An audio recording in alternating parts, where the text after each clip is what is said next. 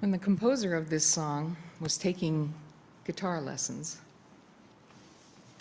he would bring in, and the composer is Swami Kriyananda, the founder of Ananda, but anyway, he would bring in his songs and sing them for his teacher.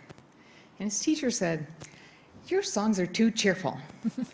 Life is grim, life is sordid, life is feedback."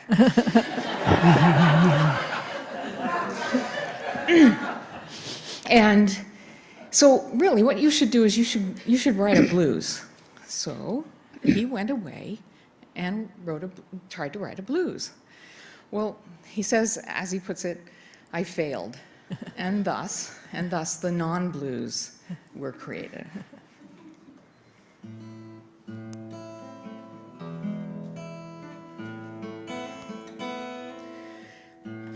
What am I doing hanging out in this cellar? Well, it's like this. I'm composing a blue. Now it ain't the blues 'cause it's only one, and brother, one's about all I can do.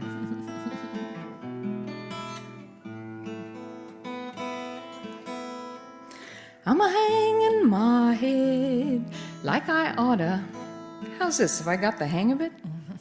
My chair is a case of gin, and my mouth I have drooped like a Saint Bernard, till its corners are touching my chin.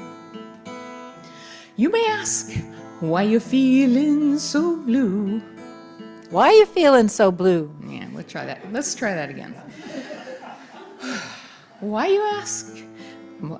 Now you ask why you're feeling so blue. Why are you feeling so blue? Well, I ain't. I just thought I should try. 'Cause some fella said all those songs of yours ain't for real. They don't make no one cry. So I thought, let's just find me some cellar. For the only way to feel blue is forget the sun and pretend the world is as dark as a fireplace flue. Yeah, that's realism. Love that gutter. Oh, but I wonder if we ain't been misled. How much reality can a man see anyway when he sits all day hanging his head?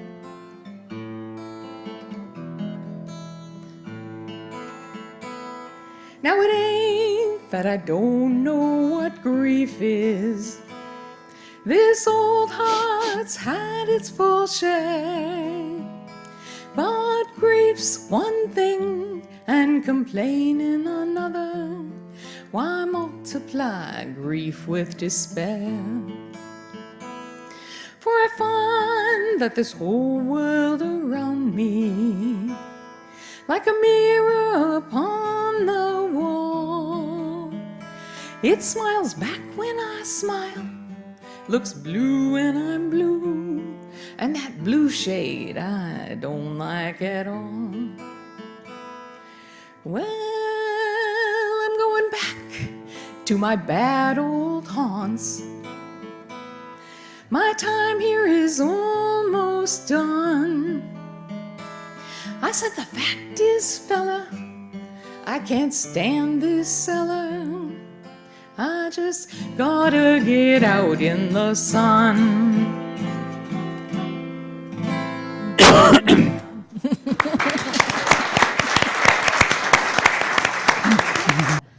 By Swami Kriyananda. This week, how should we meet our tests? Truth is one and eternal. Realize oneness with it in your deathless self within. The following commentary is based on the teachings of Paramhansa Yogananda. Last week, we considered Satan's temptation of Jesus in the wilderness after his baptism by John. We discussed the question, does Satan exist? All of us experience temptation of one kind or another in our lives, some of us frequently, others only occasionally.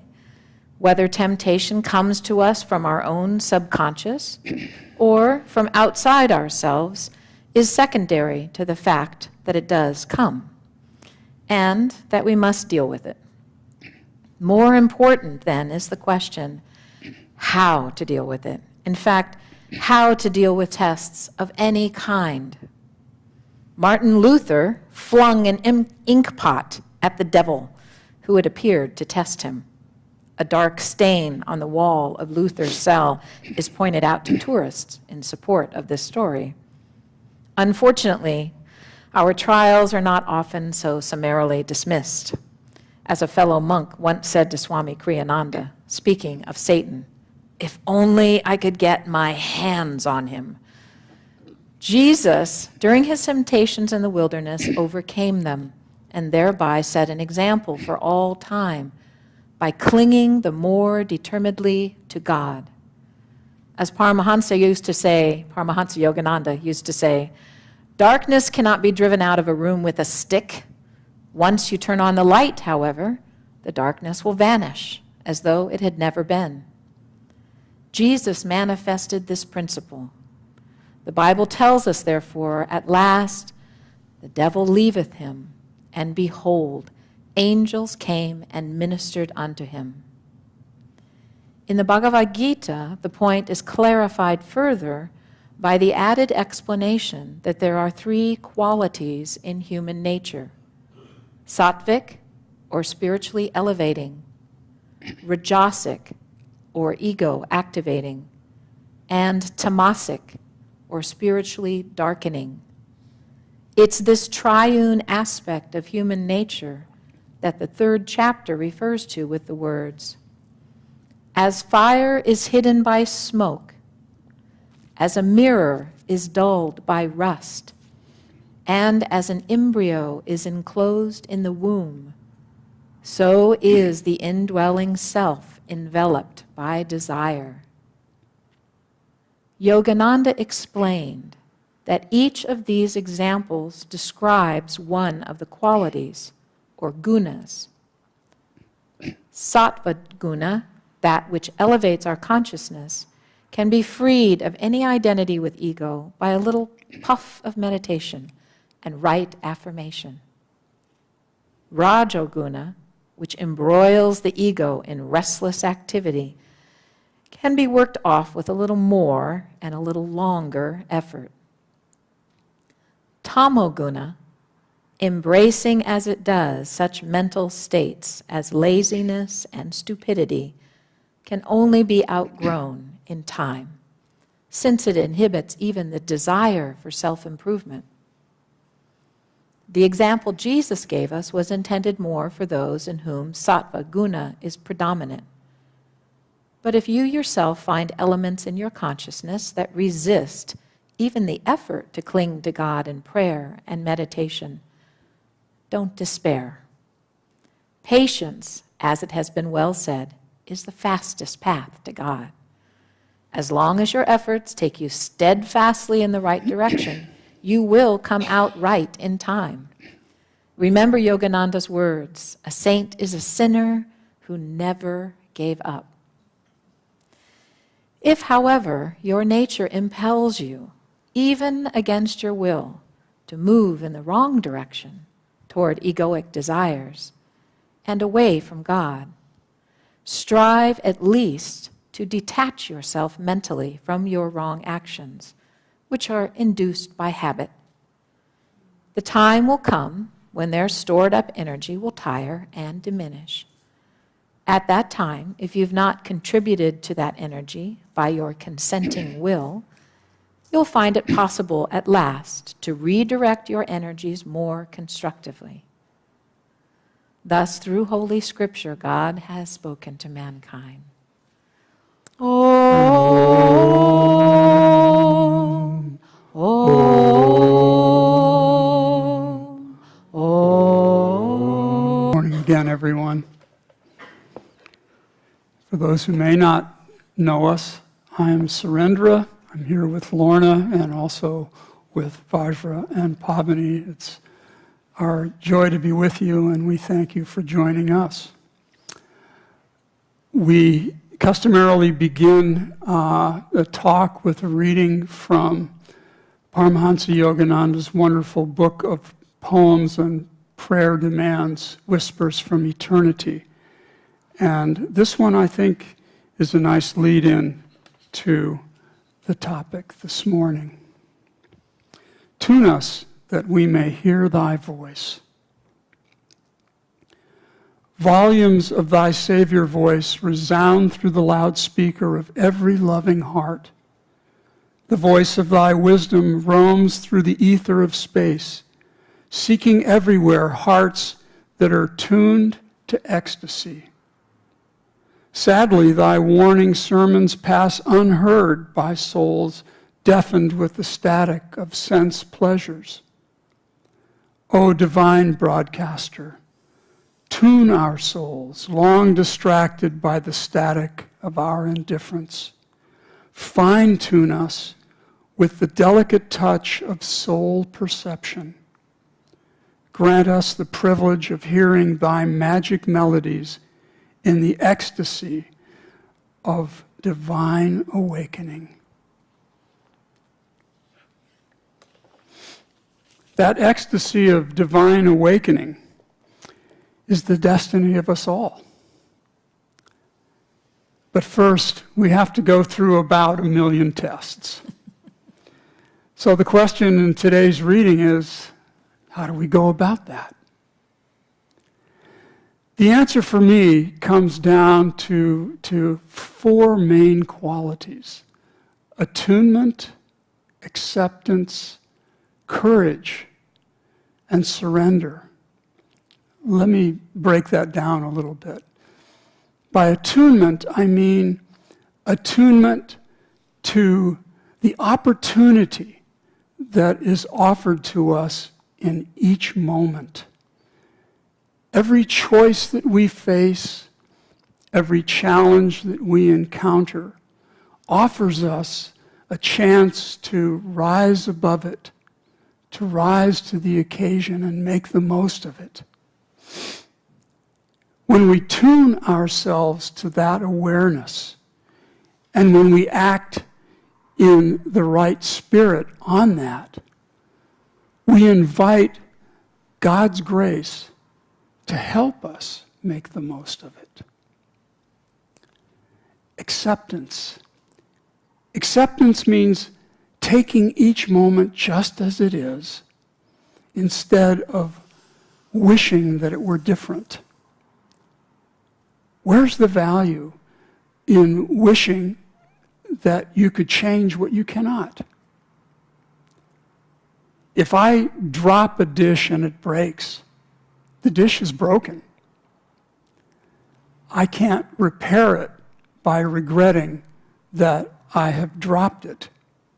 So how does it serve me to agonize or fret about that? It doesn't, of course.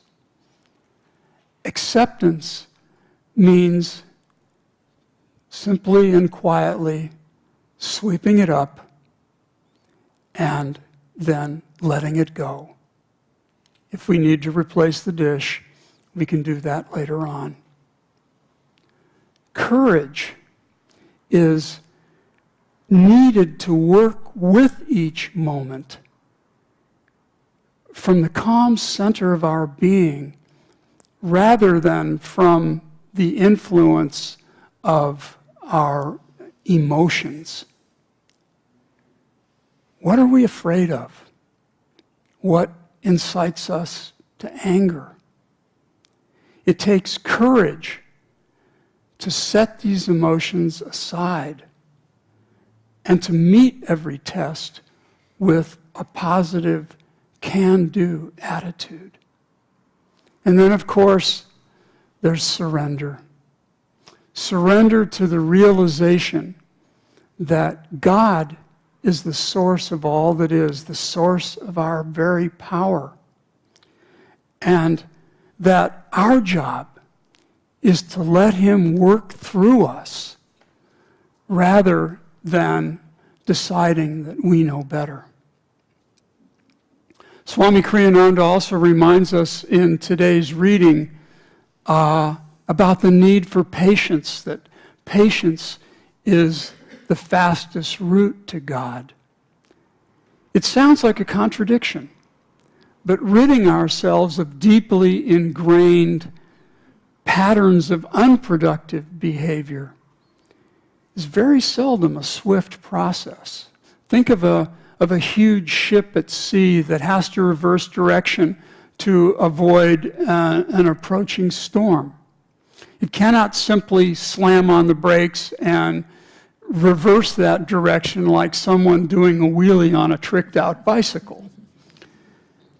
Big ships are forced to maneuver by means of long, slow turns, and often so are we. Challenges such as overcoming an addiction or physical handicap, these are likely to require great effort and time and plenty of patience. Attunement, acceptance, courage, surrender, and patience. They may sound like a lot to incorporate into each moment, but these qualities are interrelated. They're like the colors of a rainbow. They're all one. And when they become second nature to us, we don't have to think about them at all. They just happen as a result of who we are. How do we get to that second nature? Obviously, committing to a practice of meditation certainly helps. So does serving each other selflessly, self-study, and engaging in satsang like this morning with like-minded souls. Each of these qualities is worthy of a Sunday topic in and of itself, requiring more nuance and time than a 15 or 20-minute talk can adequately cover. So I'm going to segue at this point to another virtue, the one that we just affirmed a few moments ago, alertness, because it too is an essential capability to have in our skill set, and especially for the purpose of meeting our tests. Warning now, here comes one of those long, slow turns.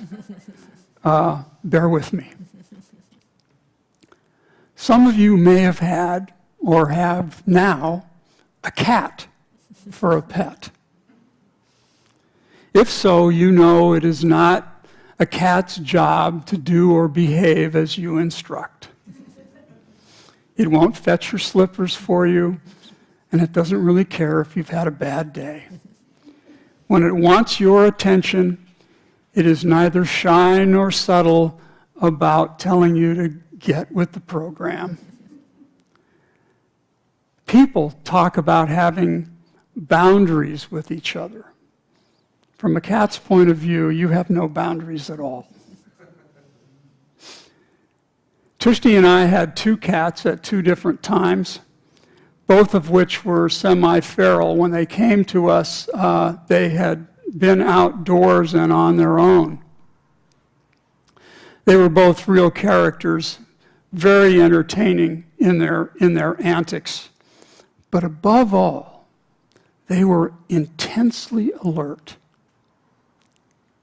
Even at rest, they were aware of every movement within their sensory field.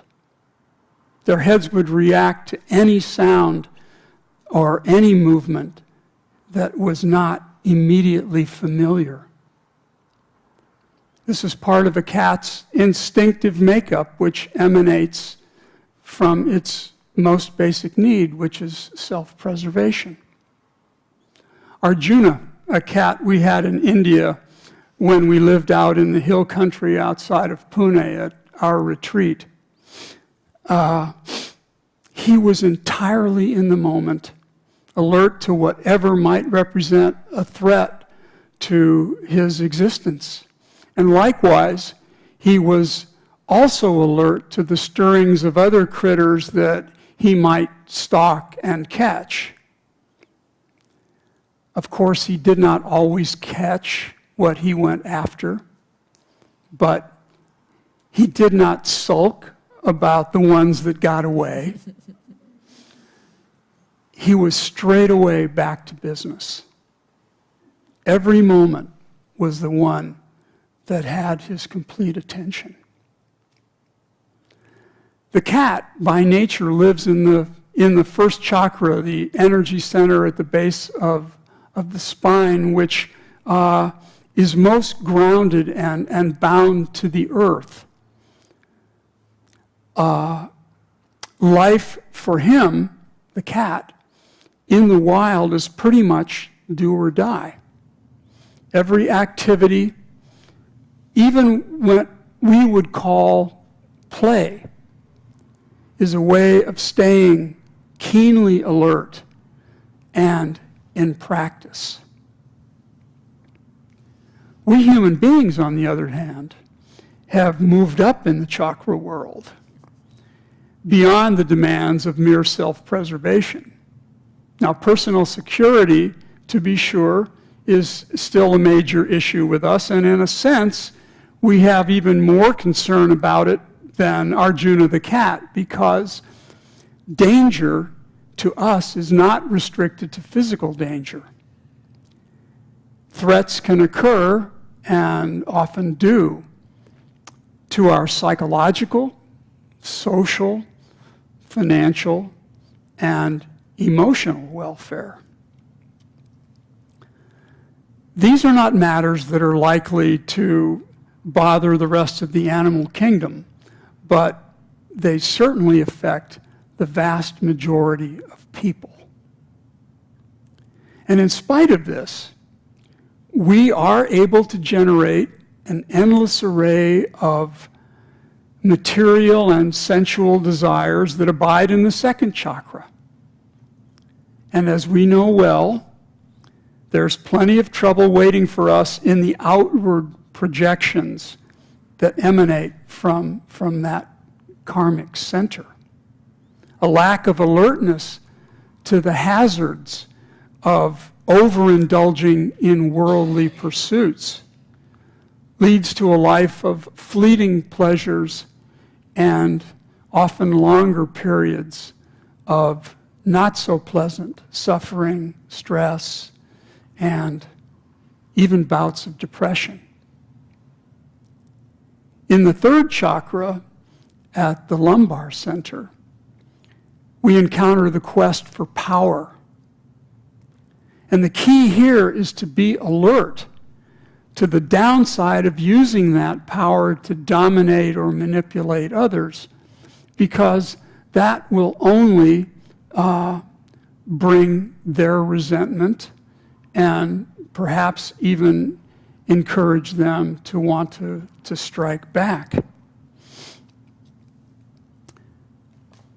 Our focus needs to be on the upside of using power, and that is to acquire self-control, which builds inner strength and harmony among people, emanating from our calmness as a result. Our capacity to love resides in the fourth chakra, here at the heart center. And it is also fittingly the bridge to the more refined chakras higher up above it. As we continue to climb this sacred ladder, alert to the perils that can lure us into delusion, we pass through the barriers that otherwise hold us back from our joy, our freedom, and the serenity that we seek. Now, obviously, volumes volumes more can be said about the chakras than what I've described. But unlike the cat, which is a creature of instinct, we are free to choose how we want to be. And we can turn that into a gift or a curse. To put it simply, we are simply more complex. And complexity is a magnet for karma. Staying alert to what serves us well and conversely to what does not is critical to our happiness and our health. As we choose to live more simply, with fewer desires, we're not only able to meet our tests more effectively, we attract fewer tests in the first place. And I think that's a mighty good recommendation for simplified living. It's rightly said that no one gets out of here alive. Out of this world, that is. I don't mean out of this temple. The odds are pretty good that we will leave here this morning in the bodies that we arrived in, and that we will wake up tomorrow to watch the eclipse. After that, it's anyone's guess. We could wind up in a terminal line of traffic. But we don't get out of being tested, no matter how simply we live. Yogananda repeatedly told his disciples, if you want God, believe that you have him already. Pray believing. Believe that you are first and always a divine soul. And if you need to overcome a difficult test, see yourself already having solved it, even if the solution is yet unclear. You are God's child. Remind him of that. Lovingly and sincerely remind him that he is the doer and that it is your birthright to be given the answers that you need. Now, I know it's easy to stand here and say what we should be doing. If I were doing it all myself, I wouldn't still be wrestling with the fact that I don't always practice what I'm up here preaching. Attunement, acceptance, courage, surrender, patience, and alertness. We know what it means to be good. And we know that we don't always want to go there. When we detour in the wrong direction, it's because of a particular habit or impulse that has simply overwhelmed our power to resist. And as we heard in our reading, Swamiji offers this excellent advice when we find ourselves on one of those delinquent detours. Do your best to at least detach yourself mentally from your misguided actions. You are not the mistakes you make. You are not your limitations. You are a soul that has merely been led to think of yourself as a body. As you divorce yourself from that limited identity, those detours from the path of your liberation begin to lose their allure and fade away. Be alert in the moment. Be alert in the moment and you will own it. Just as the cat is ever alert to the needs of its survival, let us be ever alert to the ways and means of finding our way back to God. This is what we're here to do. train for it, live for it. And with God's and Guru's grace, you will meet every test, trailing clouds of glory. God bless you. Let's take just a moment of reflection.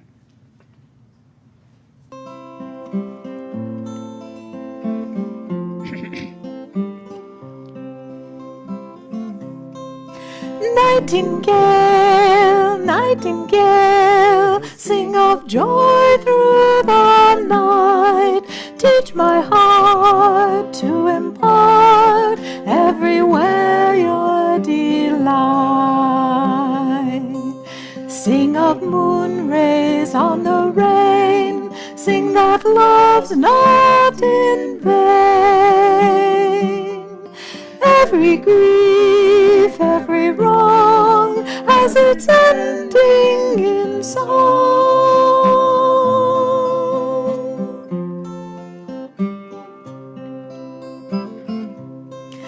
Nightingale, nightingale, sing of joy through the night. Teach all men how to spin clouds of gloom into light. Without silence, what is song? Without night, where is dawn? Were it not for men's woes, who would smile at a rose?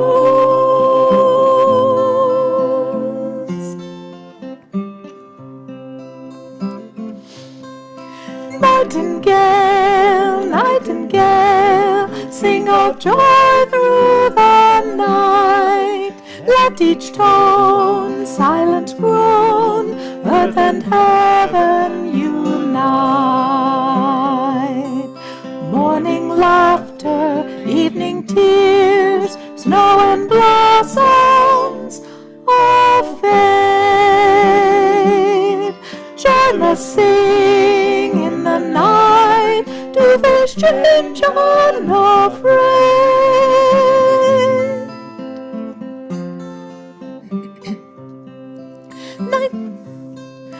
Nightingale, nightingale, nightingale.